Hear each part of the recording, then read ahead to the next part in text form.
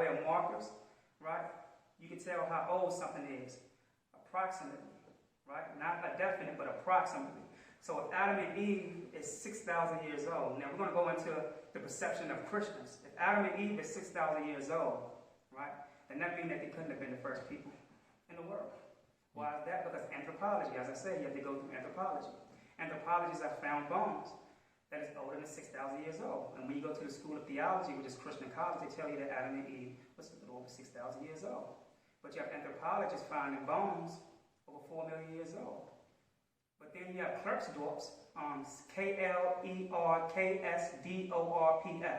Go look it up. These are little metallic objects, right, that were carved in billions of years old. So how did they carve? They didn't carve themselves. Do you get what I'm saying? Mm-hmm. So that means that something intellectual had to have been here. Something had to evolve from a specific time frame where we call humans evolved from we call a keratinocyte DNA to a specific RNA-based ribonucleic acid, which is RNA-based acid that evolved inside of a DNA that caused us to look like we are today. So our ancestors is not what we say who built the pyramids. It wasn't people with 2 arms, 2 legs, 2 eyes, 1 brain. These people are not here. They're not on this earth. But they're here in the universe. And they're able to see us beyond planets and solar systems.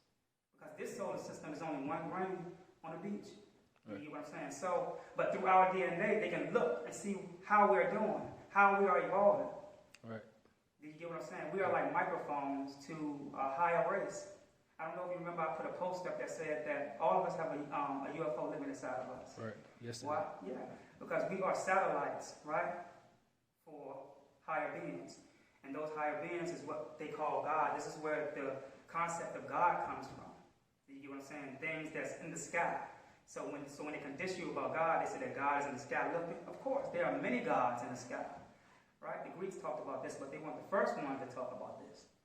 You get what I'm saying? Mm-hmm. It wasn't even the Egyptians or Africans that was the first one that talked about this. So it goes beyond all of that. It goes beyond all of that, my brother. Even beyond. Most definitely. And not only that, I mean, we have worlds right here inside of our world. It's just that our some of our senses are turned off to the point where we can't perceive what's going on. We need the plant understands the imagination more than it understands you. What do I mean by that? You can talk to a plant. It'll hear you.